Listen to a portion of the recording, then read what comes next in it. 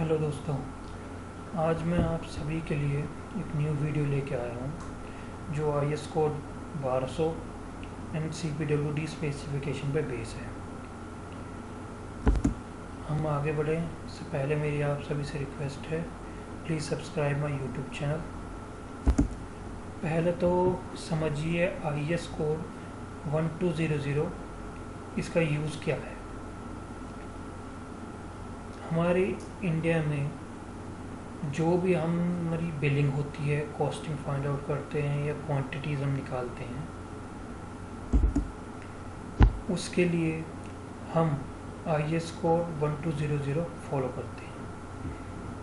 ये जो कोड है, ये इसमें हमारी मोड ऑफ मेजरमेंट मेंशन है, चाहे कोई भी आइटम हो हमारी। जैसे आज मैं अर्थवर्क के लिए वीडियो लाया हूँ आपके लिए, तो इसके बारे में आपको बताता हूँ। अर्थवर्क में हमें एक्सक्वेशन की मेजरमेंट कैसे करनी है, हमें वर्किंग स्पेस कितना मिलेगा, ठीक है। यही सब प्रोसीजर मैं आपको IS कोड 1200 में से और CPWD स्पेसिफिकेशन में को आपको पूरा एक्सप्लेन करूँगा, ठीक है। ये मैंने आपके सामने अभी ओपन करा हुआ IS 1200 पार्ट 1 1992, ठीक है सर। ये अर्थवर्क का IS कोड है। इस IS कोड में आपको में जो डे टू डे एक्टिविटीज़ में हमारे पॉइंट काम आते हैं, मैं भी आपको वो एक्सप्लेन कर रहा हूँ। अगर आपको फिर भी इसके बाद और डिटेल में समझना हो, डिटेल वीडियो चाहिए तो प्लीज़ मुझे इस बारे में इन्फॉर्म करें, तो इसके बाद मैं डिटेल में वीडियो और बना के अपलोड करूँगा। फ़िलहाल तो मैं आपको अभी इसकी आउटलाइन समझा रहा हूँ, ठीक है। इन चीज़ों को हम कैसे मेज़र करें, क्वांटिटी कैसे इनकी फाइंड आउट होती है, और हमारा इसका रेट कैसे बनाया जाता है अर्थवर्क का, ठीक है। तो सभी लोग ये वीडियो थोड़ा ध्यान से देखें। सबसे पहला हमारा आता है मेज़रमेंट का पार्ट, ठीक है। मेज़रमेंट में इसमें हमारा रनिंग, स्क्वायर और क्यूबिक में हमको जो भी हम मेज़रमेंट करेंगे, पॉइंट के बाद 2 डेसिमल कर हमको रीडिंग नोट डाउन रखनी है। जैसे हमने कोई भी रनिंग में अगर कोई मेज़रमेंट कर रहे हैं तो 3.27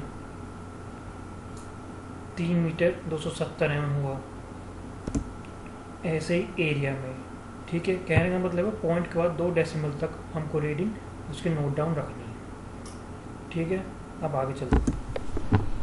सेकंड, आपको अर्थवर्क में सॉइल क्लासिफिकेशन का पता होना ज़रूरी है, क्योंकि बाद में आप जैसे फर्दर बिलिंग करेंगे तो आप जो हमारे जो रेट फाइंड आउट होते हैं, हर टाइप की क्लासिफिकेशन और सॉइल के लिए अलग अलग रेट है, तो उसके लिए आपको पहले कौन सी सॉइल किस कैटेगरी में क्लासिफाइड है ये पता होना ज़रूरी है।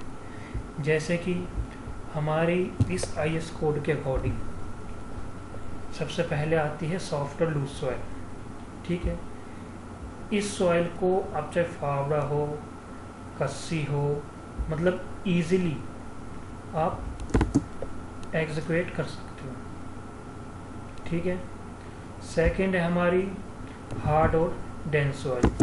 इसमें हमको मशीनरी के यूज़ करना पड़ता है, जैसे कि आपको नाम से ही पता लग रहा होगा, हार्ड एंड डेंस सॉइल, ठीक है। थर्ड वन है हमारी मड के बाद हमारी आती है फोर्थ सॉफ्ट और disintegrated rock. Then further hard rock require blasting, फिर हार्ड रॉक ब्लास्टिंग प्रोहिबिटेड। ये जो हार्ड रॉक ब्लास्टिंग प्रोहिबिटेड है, ये उन एरियाज़ के लिए है जहाँ पर पॉपुलेशन रहती है या कुछ ऐसी वजह है जहाँ पर हम ब्लास्टिंग नहीं कर सकते। ये अलग अलग क्लासिफिकेशन उन जगह के लिए करी हुई है, ठीक है। हमारी जो भी मेजरमेंट होती है अर्थवर्क की, वो क्यूबिक मीटर में होती है।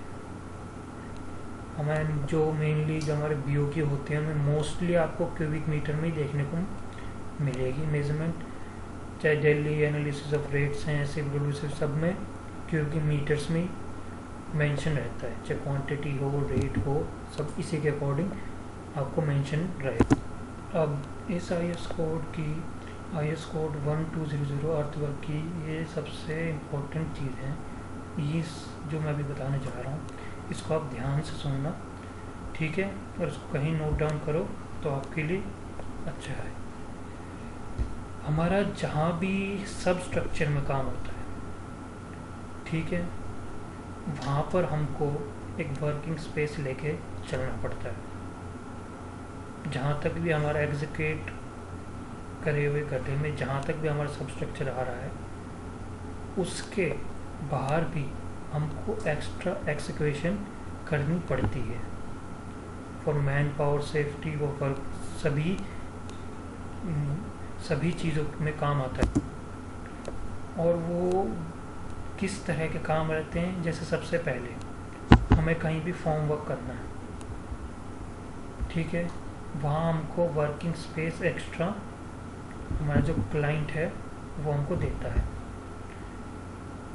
सेकंड, हमको किसी अपने काम को कवर करना है डैम प्रूफ कवरिंग से, तो उसके लिए हमको बाहर की साइड काम करने के लिए वर्किंग स्पेस ऑथराइज मिलता है, ठीक है। ऐसे ही कंक्रीट का हो हमारा, ठीक है, गुनाइटिंग का काम हो, मतलब कहने का मतलब जो भी काम हमारा हम जो भी स्ट्रक्चर में कर रहे हैं हमारा वो अंदर से ऑपरेट नहीं हो सकता है, हमको उसके लिए बाहर निकल के करना पड़ता है, तो उसका जो वर्किंग स्पेस है वो हमको हमारे क्लाइंट बिल में अप्रूव करता है। ये चीज़ें इंटरव्यू में भी कई बार आपसे पूछी जाएंगी, चाहे वो बिलिंग वाला हो या साइट इंजीनियर हो या कौन सर्वे, उनसे कि ये हमारी कहाँ मेंशन है कि वर्किंग स्पेस ऑथोराइज है, ठीक है।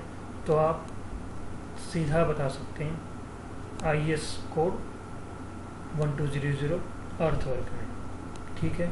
और वो स्पेस होता कितना है, वो है 600 mm। ये मेज़र होता है हमारा सब स्ट्रक्चर के फेस से, ठीक है। अब हमें कहीं भी फाउंडेशन के लिए एक्सिक्यूट करना है, मान के चलो कोई बिल्डिंग का प्रोजेक्ट है, तो हमने वहाँ लेआउट कर दिया, बुर्जी बना दी, अब हमको वहाँ पर एक्सिक्यूट करना है। सबसे पहले एक साइट इंजीनियर जो होता है उसकी रिस्पॉन्सिबिलिटी, चाहे वो बिल्डिंग वाला भी हो साइट पे, सबकी अपनी एक रिस्पॉन्सिबिलिटी रहती है। उन्हें सबसे पहले क्या करना है, जहाँ भी हम एक्सिक्यूट करने जा रहे हैं वहाँ पे हम चाहे 5 मीटर बाई 5 मीटर का या 10 मीटर बाई 10 मीटर का ग्रिड बना के लेवल बुक मेंटेन करें, क्योंकि आपने भी देखा होगा ग्राउंड का अनइवन सरफेस रहता है, कहीं ज़्यादा एक्सिक्यूशन आनी है कहीं कम आनी है, तो इसलिए पहले एक बार पूरे ग्राउंड के लेवल लेने ज़रूरी है। ये वही चीज़ मेंशन करी हुई है आपके इसको फिलिंग वाले में 4.3.1 पार्ट में। इस फिल वाले पार्ट में जब हम एक्सिक्यूट करने के बाद जब बैक फिल करते हैं तो भी हमको यही प्रोसीजर फॉलो करना है। हमें जहाँ भी बैक फिलिंग करनी है उसके हम लेवल बुक मेंटेन करें। अब वर्किंग स्पेस के बाद ये हमारी दूसरी इम्पोर्टेंट चीज़ है जो सभी building engineer, quantity surveyor, site engineer को पता होनी चाहिए। हमारा ये है सरफेस ड्रेसिंग का। एक्चुअली अभी जैसा आपका कोई ग्राउंड लेवल है, उसको नेचुरल ग्राउंड लेवल कहेंगे, ठीक है। उस ग्राउंड लेवल में अगर आप 6 इंच 150 mm तक एक्सक्यूशन करते हैं तो ये जो आइटम आपकी बनेगी ये स्क्वायर मीटर में मेज़र होगी। जैसे मैंने आपको पहले बताया था कि अर्थवर्क का जितना भी हमारा वर्क होता है, जो भी हम एक्सक्यूशन करते हैं। हेलो फ्रेंड्स, आगे बढ़ें उससे पहले मैं बता दूं जिन दोस्तों ने मेरा फर्स्ट पार्ट IES 1200 अर्थवर्क का नहीं देखा है, पहले वो प्रीवियस पार्ट देखें, फिर इस वाले पार्ट पे जो कि जिससे कि चीज़ें आपको ठीक से क्लियर हो सके।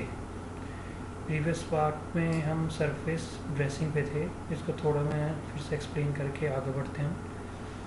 सरफेस ड्रेसिंग हमारी जो है 150 mm deep means 6 inch angel से 6 इंच डीप जो भी एक्सक्यूशन करेंगे या ट्रिमिंग करेंगे वो हमारी सरफेस ड्रेसिंग में मेज़र होगी।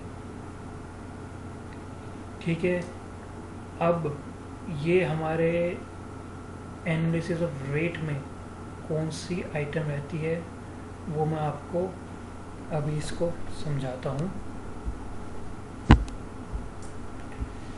जैसे ये है surface dressing of the ground including removing vegetarian inequalities not exceeding 15 centimetre deep. ठीक है, जब जहाँ जैसे हमारी नई कोई भी साइट शुरू होती है, पहले हम JCB से या लेबर से या मैं किसी भी मीन से हम पहले ग्राउंड को क्लियर करवाते हैं, तो उसमें हमारा मैन पावर भी, मशीनरी भी, सब तरह के यूज़ होते हैं। तो उनको हमें रेट बनाना हो, ठीक है, हमें अपने क्लाइंट से उसका बिल लेना हो, तो हमको अगर मैन पावर काम कर रही है तो हमें ये वाला आइटम यूज़ करना पड़ेगा 2.28। जैसे इसमें 100 स्क्वायर मीटर का आपको एनालिसिस बना के दिया हुआ है, हमारा बेलदार कूली कितने लगा, ये 100 स्क्वायर मीटर का है, और जो एरिया आप जितने एरिया में आपने करी है उस हिसाब से आप क्लेम कर सकते हैं। ठीक है, जैसे ये JCB आपने यूज़ करी है तो उसके आवरली चार्जेस लिख के आप सीधा क्लाइंट से क्लेम कर सकते हैं। ठीक है फ्रेंड, अब इसके बाद आता है हमारा रफ एक्सक्यूशन। इसको एक्सप्लेन करने से पहले मैं आपको सरफेस एक्सक्यूशन का पार्ट एक्सप्लेन कर देता हूँ, जिससे आपको समझने में थोड़ी आसानी रहेगी। अभी आपने सरफेस ड्रेसिंग समझा 150 mm तक, ये है 150 mm से 300 mm डीप, वो भी हमारा स्क्वायर मीटर में मेज़र होता है। ठीक है, इसमें क्या है, एक्सक्यूशन हमारी 1.5 मीटर विड्थ से ज़्यादा, ठीक है, या तो 10 स्क्वायर मीटर एरिया,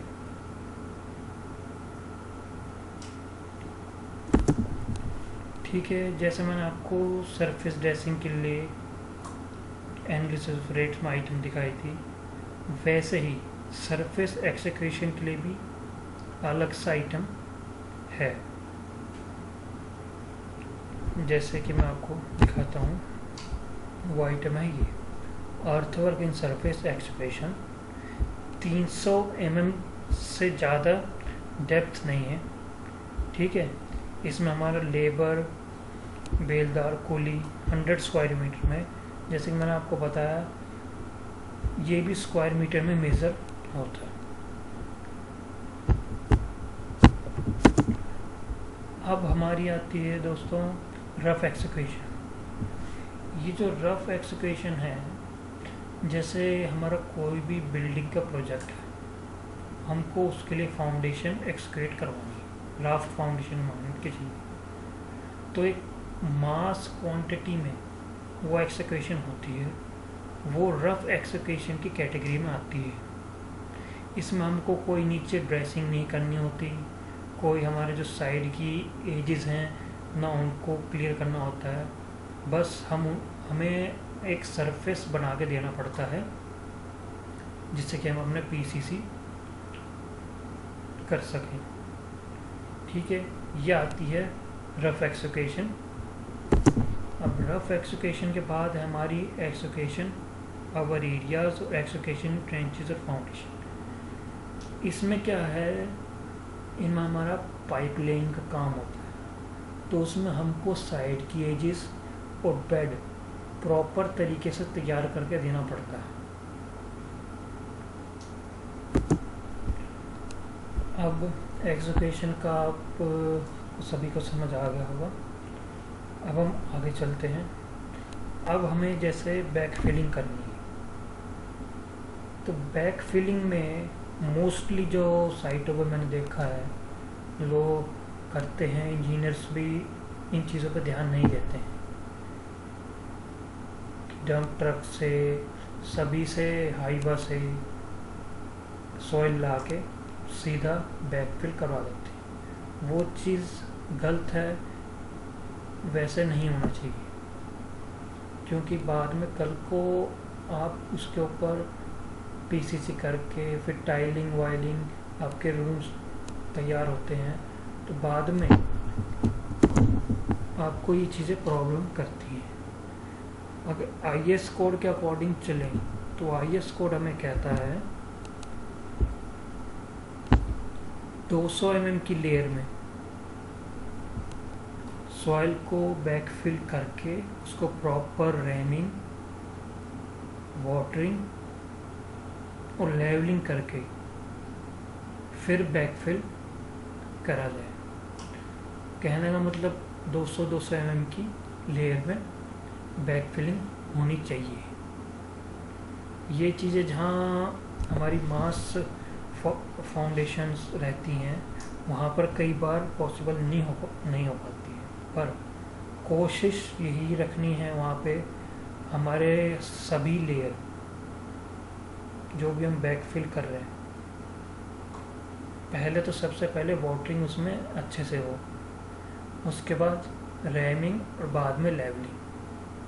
यह आप एक फर्म बेस तैयार करेगी लेयर, जो आपके बिल्डिंग के लिए काफ़ी अच्छा हो। अब फ्रेंड, एक और ये इम्पोर्टेंट आइटम है जिसके बारे में आपको मैं अभी बताने जा रहा हूँ। जब हम किसी भी नए साइट पे, नए प्रोजेक्ट पे जाते हैं, तो आपको साइट में मोस्टली ट्री या छोटे पेड़ पौधे, वेजेस ये सब कुछ चीज़ें देखने को मिलती है, ठीक है। अब इसमें क्या होता है, अब होता क्या है, साइटों पे हमको ट्री जो है उसको काटने की परमिशन नहीं रहती है। ट्री कौन सी कैटेगरी में आता है वो मैं अब आपको बताने जा रहा हूँ। जैसे कि ये एक इसमें है क्लॉज है, रिमूविंग ट्रीज एंड हेजेस का, ठीक है। आपको उसकी कैसे मेजरमेंट करनी है वो एक बार समझिए। आपके नेचुरल ग्राउंड लेवल से 1000 mm आप मेज़र करेंगे, और उसको ऑल राउंड पेरीमीटर में जब मेज़र करते हैं, अगर वो 300 mm के बिलो आता है, यूँ ऑल राउंड आप मेज़र करेंगे, जब 300 mm के बिलो आता है तो वो आपकी वेजेस कैटेगरी में आएगा। अगर ये 300 mm से ज़्यादा है तो ये ट्री की कैटेगरी में आता है, जिसे आप कट नहीं कर सकते हैं। उसके लिए आपको लोकल अथॉरिटी, जो गवर्नमेंट अथॉरिटीज रहती हैं, उनकी परमिशन की ज़रूरत है। अब मैंने आपको IS 1200 अर्थवर्क में इम्पोर्टेंस जो चीज़ें थी ये बता दी हैं। इनको प्लीज़ एक बार फिर से इस कोड को देख के एक बार नोट्स ज़रूर बना लें, जो कि ये चीज़ें आपको याद रहे आगे के लिए, जिससे आपको भी बिल्डिंग में, साइट एग्जीक्यूशन में किसी तरह की प्रॉब्लम ना आए। अब मैं CPWD स्पेसिफिकेशन में से आपको समझाता हूँ अर्थवर्क का। ये मैंने अभी CPWD स्पेसिफिकेशन ओपन किया है। जैसे आपने IS 1200 में अर्थवर्क में देखा था उसमें जो क्लासिफिकेशन और सॉइल थी उसमें हमारी soft, hard, mud, soft disintegrated, hard rock, ऐसे करके क्लासीफाई किया हुआ था। बट इसमें जो है हमारी जो क्लासीफाई करी हुई है, जैसे कि आप देख पा रहे हैं, ऑल काइंड ऑफ सॉइल। इसमें ऑल काइंड ऑफ सॉइल में सभी सॉफ्ट, हार्ड और मड इसी कैटेगरी में डाल दी गई है। ठीक है, बस ये थोड़ा सा ये अपडेट है इसमें, और बाकी रॉक, हार्ड रॉक ये वैसे ही एज इट इज़ सेम है। ठीक है, अब इसमें जो मोस्ट इम्पोर्टेंट ध्यान देने वाली चीज़ जो है, आप कहीं भी एक्सक्वेशन करवा रहे हैं तो आपको अपने एक्सक्वेशन प्रोफाइल किस हिसाब से कटिंग करवानी है वो मैं आपको बता रहा हूँ, इस चीज़ को ध्यान से सुनना। फर्स्ट तो हम समझते हैं CPWD स्पेसिफिकेशन कह क्या रही है। ठीक है, ये मैं फिर से बता दूँ आपको, CPWD स्पेसिफिकेशन 2009 पार्ट फर्स्ट है ये। ठीक है, अगर फर्म सॉइल है, ठीक है, तो इसमें भी इसने दो क्राइटेरिया दे रखे हैं। एक तो 1:4 रेशियो का, ठीक है, और दूसरा क्राइटेरिया अबाउट 2 मीटर। ठीक है, अब मैं आपको कैड में ड्राइंग से समझाता हूँ ये कैसे है। 1:4 स्लोप से तो आपकी जैसे ये प्रोफाइल बनेगी एक्सक्वेशन की, आपने ये एक्सक्वेशन करी, ये वाला टॉप का लेवल जो आपका ये है एंजियल है। ठीक है, आपने जैसे 4 मीटर एक्सक्वेशन करी तो आपको 1 मीटर का ये जो आपका स्लोप है, ये 1 मीटर का लेंथ है इसकी। ठीक है, ऐसे बनाना पड़ेगा। ये है 1:4 का। अगर आप इस पर 8 मीटर जाएंगे तो आपको ये 2 मीटर का बनाना पड़ेगा। 10 मीटर जाएंगे तो ये 2.5 मीटर का बनाना पड़ेगा, ये जो आपका स्लोप जो बनेगा। ठीक है, इसकी विड्थ। तो इस चीज़ को हमेशा याद रखना। अगर सेकंड चीज इसमें कहता है कि आप अगर स्टेप्स में कटिंग करते हैं तो आपको किस हिसाब से करनी है वो समझिए। जैसे ये आपकी कोई फाउंडेशन है, ठीक है, इसकी मैंने जैसे हाइट है 25 mm ले रखी है, 2.5 मीटर। ठीक है, अब इसको आपको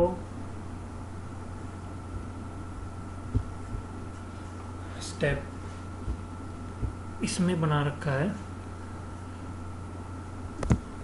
सेकंड क्राइटेरिया में कहता है अगर आपकी डेप्थ 2 मीटर से ज़्यादा है तो आपको 500 mm पीछे हटना पड़ेगा। अब उसको आप ड्राइंग में समझिए कैसे है। जैसे आपकी 2500 mm है, मतलब 2.5 मीटर आपकी हाइट है। आपको इस 2 मीटर के बाद, ये हाइट आप मान के चलिए यहाँ से लेके यहाँ तक आपकी हाइट 2 मीटर है। इसके बाद आपको 500 mm पीछे हटना है, फिर फर्दर करना है।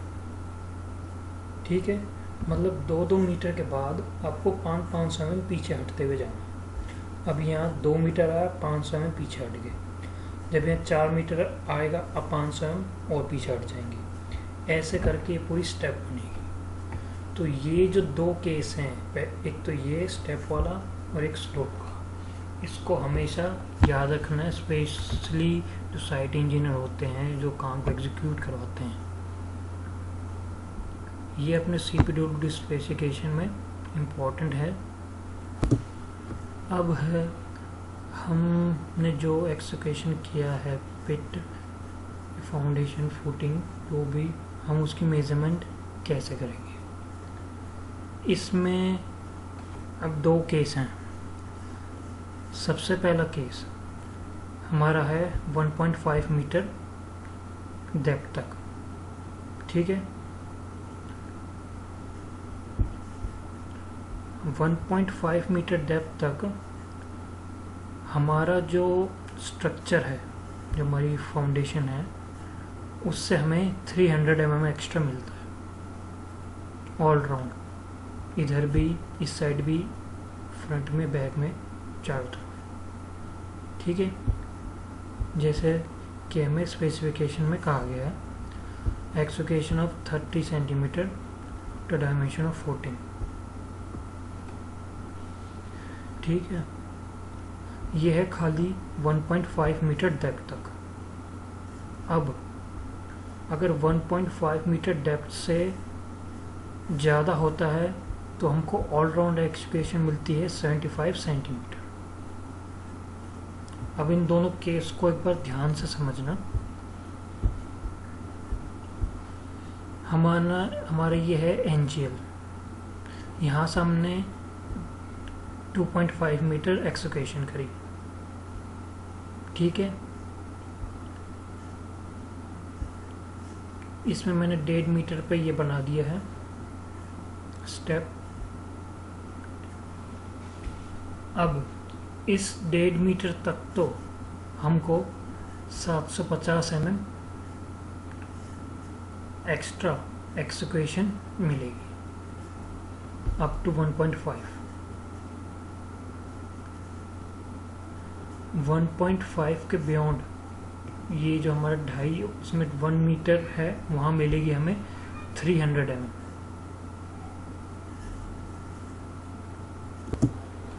हमको जो केस CPWD में स्पेसिफिकेशन में मेंशन करा हुआ है, इसलिए हम उस केस को देखते हुए एनजीएल से उल्टा चलेंगे। 1.5 मीटर तक तो हमको 750 mm इसके फेस से। ठीक है, पहला पार्ट हमारा एक्सोकेशन का ये होगा जो हमको क्लेम करना होगा। सेकंड पार्ट ये 1 मीटर और ये हमको ये एक्स्ट्रा मिलेगा अपनी फुटिंग की। मान के चलो हमारी फुटिंग की विड्थ 1.5 मीटर है, तो 300 mm प्लस 1.5 प्लस 300 mm, एक लेंथ तो ऐसे होगी। ठीक है, मतलब 2.1 इंटू 1 मीटर, और विड्थ भी अगर सेम इसकी 2.1 हुई तो ये ऐसे करके इसकी एजुकेशन फाइंड आउट होगी।